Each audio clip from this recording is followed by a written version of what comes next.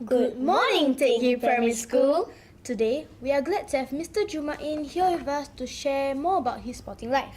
We all know him as that tall and stern PE teacher, but have you ever wondered, after teaching us about sports in school, what sports does he do outside school? Yes, I definitely have. Mr. Jurmaeen, could you tell us more about yourself and what sports you do outside school?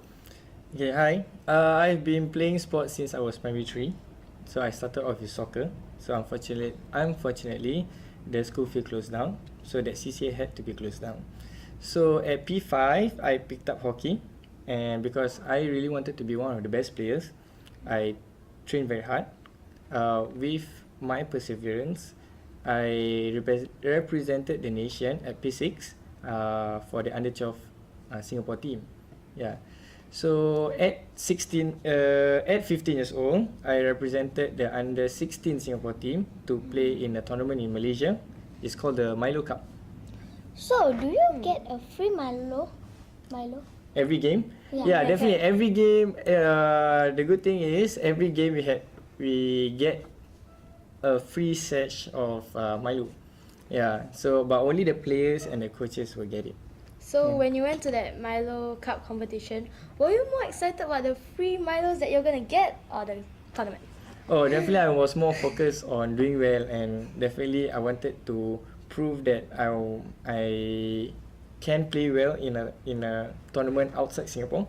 So the Milo was just a reward for me. So yeah, I wasn't really so much focused on the Milo lah. So, in the tournament, do you give up, or when you fall down, example, do you give up or you keep on trying? Yeah. Definitely, because when I was 15 years old, I was still quite small. Maybe I was as tall as Shilda. Yeah, but yeah, with that, because in comparison to the other teams, I was quite small. But that doesn't mean that I already lose my composure. Yeah, so I went on. I gave my best, and I didn't give up. I went all out.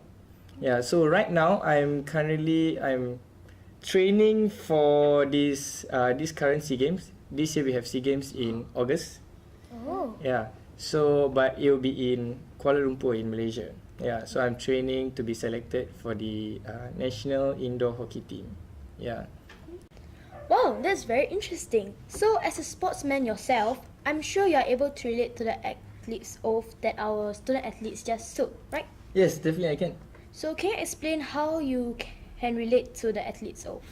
Okay, so when you say the oath, one of the statements in the oath is respecting and abiding by the rules that govern the sport, right? So this statement it teaches me how that I really need to respect a lot of things. Okay, I need to respect my teammates, I need to respect my coach, I need to respect my opponents, and definitely the referees that governs the game. Yeah. So without respecting all this, it's very difficult to function in a sport. Yep. And another statement is I need to commit myself in the true spirit of sportsmanship, right? So this teaches me that I really need to play fairly in order for everyone to enjoy the game. Yes. Well, it seems that being a good sportsman is about character and as much as ability. Indeed, but if you have noticed, Teck Primary School only has 2 sports CCAs, which are basketball and rope skipping. It's only a very, very small fraction of the students who get to represent the school. I'm sure there must be some learning value in sports for the rest of us too. I agree. In my opinion, there is much that everyone can learn from sports, whether or not we represent the school. Mr. Jurmaeen, what do you think? I think that definitely a lot of values that can be learned from sports, even though you're not representing the school. Okay, so one of the values that I really see in a school setting is that in our TGPS value definitely is the team spirit. So in class we learn to work in groups. Okay, so in sports, even though you're not in CCAs, even though you're not in sports, definitely you need team spirit as well, right? So let's take fusion dance or kuching or choir. Okay, so for us to have that team spirit, everybody needs to come for practice. Yes. So when we go for practice and we do our practice well, then when we go for competitions, definitely we can perform well as well. So just imagine if I have a dance partner in fusion, in fusion dance, and she doesn't come for practice. So how do we go for competitions then? Do you think that it will be very difficult for us to perform well in the competition? Yes, Yes, but, definitely, right? but in every sports or in every CCA, we always have a reserve, like rope skipping and basketball. Yeah, true. Definitely, I agree with you. So these reserves as well, they need to train hard, right? So, but we need everybody to come for training so that these reserves wouldn't need to be called up last minute, and then they just imagine if you were on the reserves and then suddenly during the competition I call you up. Do you think you'll be very nervous? Yes. Yeah, definitely, right? So we need to remove this nervousness. So we need everybody to have that team spirit to work together and to come for our training. What if the player and the reserve would not able to come? To come for training, No, for the tournament. to come for the tournament. Yeah. Then that's when it really shows how well the team persevered throughout that game or throughout that competition, and it really shows how team spirit works in that game. Just imagine if I have a star player or if I have a player that is missing during that tournament. Okay, definitely everybody will be demoralized, right? But definitely, if we were to remove this feeling and we work together as a team, I'm sure we can overcome a lot of things. Okay. Yeah, so if I were to relate this into our school day activity, okay, the values, I mean.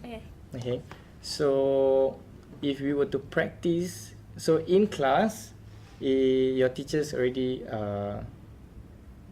given you a lot of practice in terms of your worksheet or your workbook.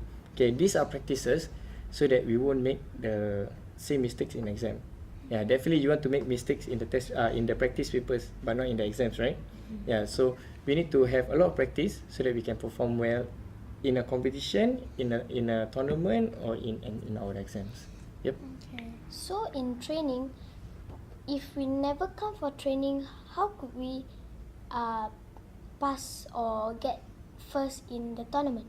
Okay, so yes, definitely. If we miss one or twice, definitely it's still possible because we need to we will have make-up sessions for your training. Definitely your coaches will plan something else so that you'll be in sync with the other players in your team. So given that if one person is missing in a training, for example, let's say you miss one training, okay, since everybody's ahead of you in terms of skill or in terms of knowledge of the game, you need to really work very hard. You need to persevere. You cannot tell like, oh no, they already learned something new, I don't want to play anymore. Okay, so you need to step up your game. You need to persevere more, and then try to keep up with the team. Yeah, with the other. That is indeed an excellent observation. It seems that none of us has any excuse to say that such values are only for athletes and do not apply to the non-athletes. I agree. So, Mr. Jurmaeen, do you have any last word for my fellow schoolmates? Yes, definitely. So I would say winning isn't everything, but putting your 100% effort in everything you do to have that perseverance and self-discipline to keep on trying and to be the very best, that is very important. Yes, indeed. Well, thank you, Mr. Jurmaeen, for this interesting and insightful discussion. We'll see you in school. Bye-bye. Everyone else, thank you for watching. Bye.